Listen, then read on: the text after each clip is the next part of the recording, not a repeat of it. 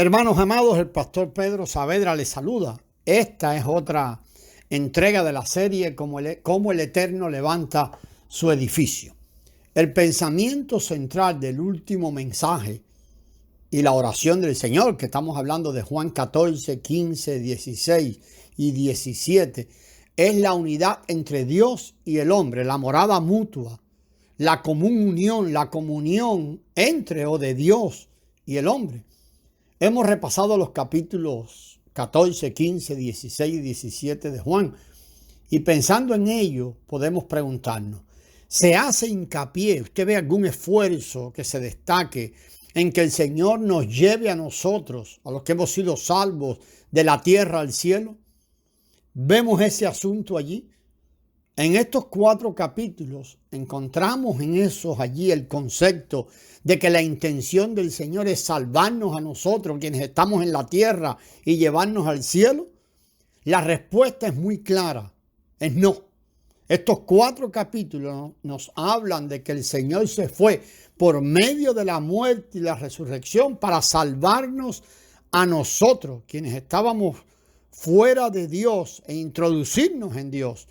Es decir, para salvarnos a nosotros, quienes no teníamos nada que ver con Dios, al punto de que no solo tengamos o establezcamos una relación con Dios, sino que entremos en Dios. En su encarnación tenía la finalidad de introducir a Dios en el hombre. Cuando Él se encarnó, en ese momento hubo una persona en la tierra que tenía a Dios en su interior, Jesucristo. Pero si él no hubiese pasado ahora por la muerte y la resurrección, el hombre no podría estar en Dios, puesto que aún no había entrado en Dios. Es por esta razón que antes de Juan 14 no encontramos ningún versículo en que el Señor le dijera a sus discípulos, vosotros estáis en mí o yo estoy en vosotros. Lo que encontramos, los versículos que encontramos antes de Juan 14, dicen que el Señor estaba entre los discípulos. Es solo después de haber dicho, y si me voy y os preparo lugar, os prepararé el lugar, vendré otra vez y os tomaré a mí mismo, Juan 14, 3, que Él pudo decir, vosotros estáis en mí y yo en vosotros. No olvidemos Juan 14, 20, que dice, en aquel día vosotros conoceréis que yo estoy en el Padre y vosotros en mí y yo en vosotros. Podemos tomarnos el tiempo para contar cuántas veces se repite en Juan 14, 15, 16 y 17 la preposición en. Tan solo en la última frase de la oración de conclusión, allí en Juan 17, la frase que dice, para que el amor con que nos has amado esté en ellos y yo en ellos. La preposición en aparece 2 veces. Debemos ver que el pensamiento central de este mensaje del Señor y esa oración de conclusión es que un grupo de personas que le pertenecen a Él, a quienes Dios escogió antes de la fundación del mundo, a quienes Dios apartó del mundo, a quienes Dios desea usar para edificar su morada, estaban fuera de Dios y ajenas a Dios y no habían entrado en Dios para ser edificadas con Dios. Por esta razón Él tenía que morir en la cruz y así poner fin a los pecados de los hombres. Lo que decimos, su carne, su enemigo y el mundo, se hallaba en ellos. Entonces, cuando Él muere, pone fin a los pecados de los hombres para así abrir un camino a fin de que ellos pudiesen entrar en Él y vivir con Dios. Eso es lo que significa que Él fuera a preparar un lugar para el hombre. Una vez que Él hubiese preparado el lugar de esa manera, regresaría, esto es, resucitaría. Y vendría no solo para estar entre ellos, sino también para estar en ellos, de modo que pudiesen recibir la vida de Dios. De esta manera, Él los introduciría en Dios para que se unieran a Dios como una sola entidad. Entonces ellos recibirían la vida eterna de Dios, conocerían que eres Dios, recibirían la palabra de Dios y de ese modo los separaría del mundo. Y más aún, ellos vivirían plenamente en Dios, disfrutarían de la gloria de Dios y llegarían a ser una entidad con Dios. Este es el templo que el Señor edificó después que resucitó y ascendió al cielo. Y hablamos de edificó y hablamos en pasado porque el hecho está. delante de Dios y a los ojos de Dios, el edificio ha sido edificado. En este tiempo sobre la tierra, en la edificación se está llevando a cabo a la realidad en nosotros. Según los ojos de Dios, ya ese edificio está terminado. Este templo es edificado con la vida de resurrección en o por la resurrección del Señor. Después de Juan 17, en el capítulo 18, habla de cómo el Señor fue traicionado y juzgado. Luego el capítulo 19 habla acerca de su resurrección, que tenía como fin efectuar la redención. En particular nos dice que del costado del Señor, allí en la crucifixión, salió sangre y agua. Eso es Juan 18:34. De los 4 evangelios, solo Juan menciona la sangre y el agua.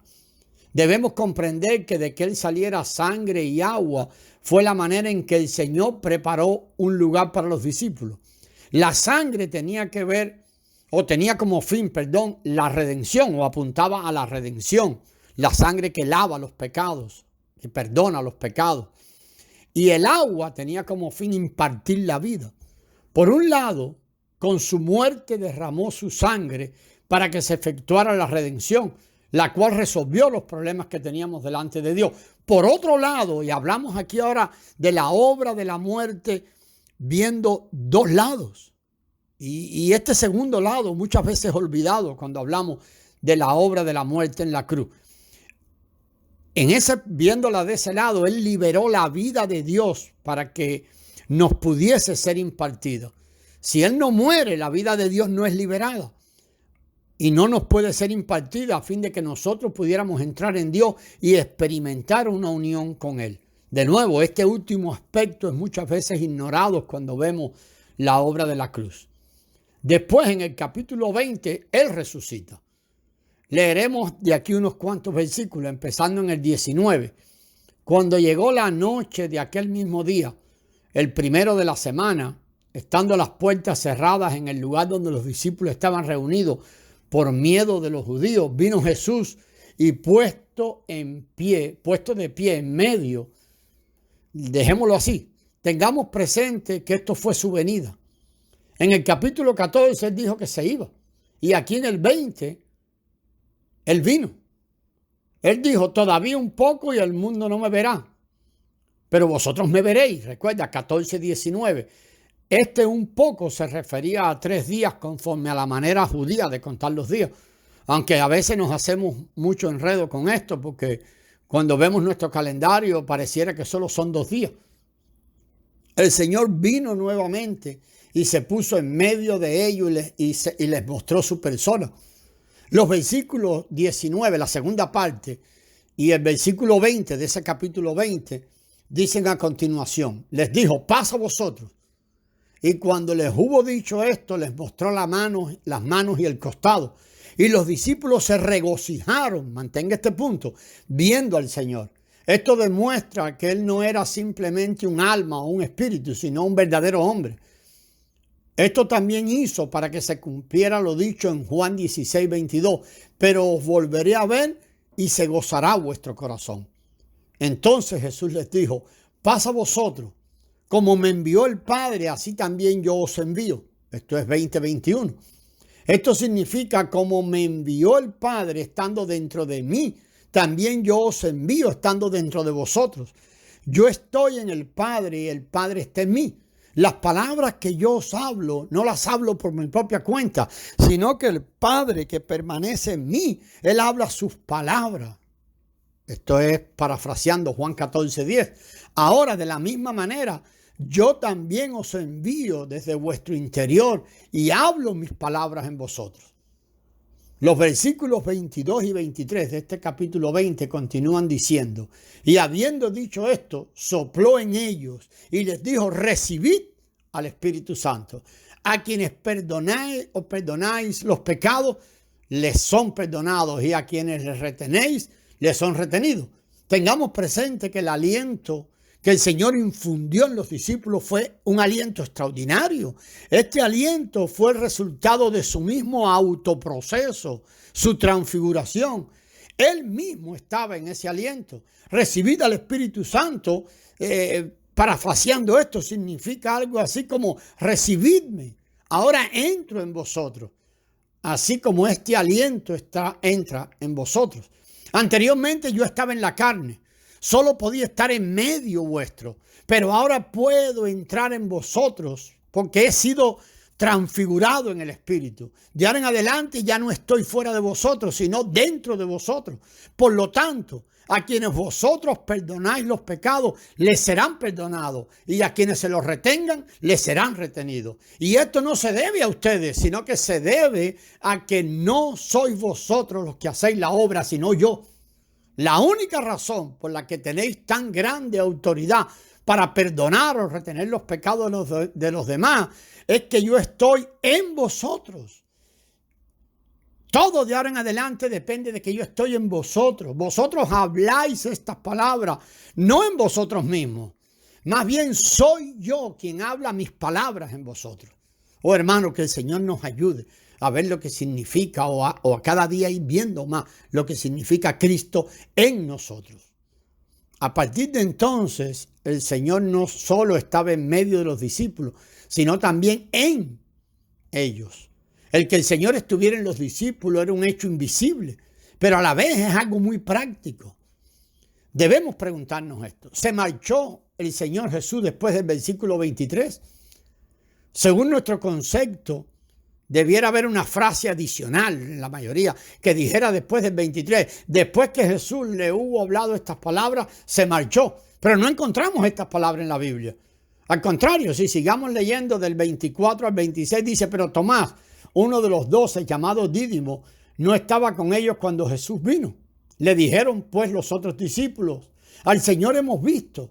Y él les dijo, si no veo sus manos y la marca, si no veo en sus manos la marca de los clavos y no meto mi dedo en su costado, no creeré jamás. 8 días después estaban otra vez los discípulos dentro y con ellos Tomás.